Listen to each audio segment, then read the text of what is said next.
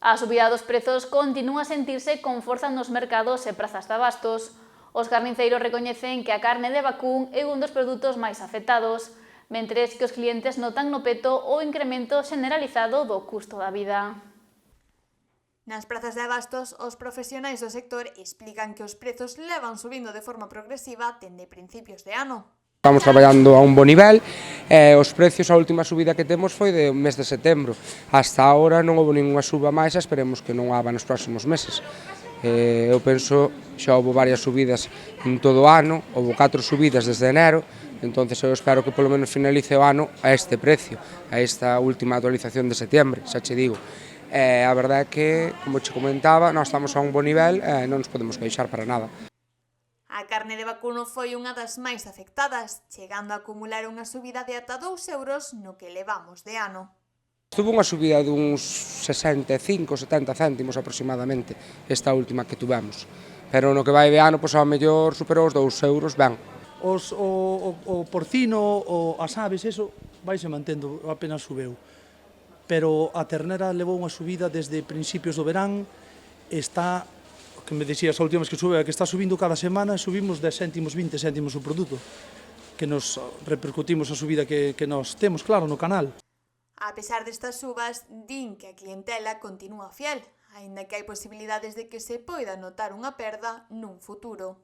O que quere ternera come ternera, refiarme, non se priva porque tuveron a subida de 2 euros, porque ao fin e ao cabo se comparas con outros produtos, tanto no sector no peixe ou no marisco, refiarme, aí sí que son as subidas, aí van de 10 en 10, nós aquí non, nós xa che digo, a última subida foron 65 céntimos, ia unha subida, pero en 2 kilos de carne é 1,30 €, 1,50 € que che sube o produto, por iso que se ti queres guisar unha carne un día determinado, vale a guisar por esa suba. De momento non se nota moito, a xente, vale, subeu, como está subindo todo, está subindo no súper a compra en general, pois está resignada e compra. De momento non o notamos, vale?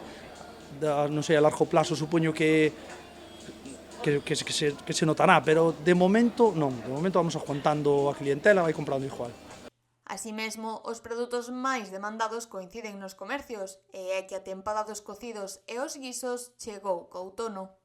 Ahora neste tempo, un dos produtos máis demandados, pois venden sendo a agulla de ternera, a costilla, para carne ao caldeiro, para cocer, incluso xarrete para guisos, son as pezas máis demandadas, así como no verán o consumo sube respecto a filete, chuleta e descende a carne guisada, porque a xente non guisa tanto nesa época estival, pero ora a verdad que apetecen platos de cuchara, entonces sempre lle arrimas algo, unha carniña guisada, cocida ou asada incluso no forno.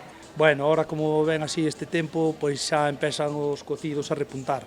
Veña a carne para o cocido, xarretiño de ternera, unha costilliña, cacheira, esas cousas. Dende os postos tamén explican que parte da subida débese á alta demanda de carne no estranxeiro, que deixa o mercado galego con menos oferta. Hubo moita demanda fora de carne, que moita da nosa produción de vacuno foi para fora e quedámonos aquí un pouco desabastecidos. E claro, ao haber pouca ternera, moita demanda, os precios van para arriba. E non nos queda outra que subilo. A mí xa dame dolor cobrarlle aos clientes a veces por as chuletas de ternera a 20 euros.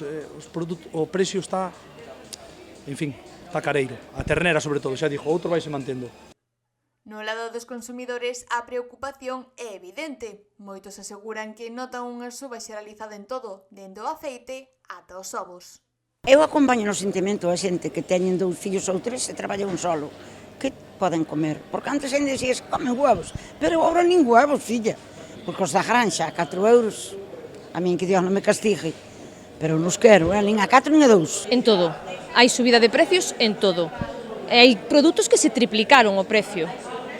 Entonces isto é que é insostenible, o sea, non é solamente a carne, senón no polo, no peixe, nos produtos básicos. O aceite que había subido moito, agora sí baixou, pero o resto das cousas están a compra 3 veces máis agora.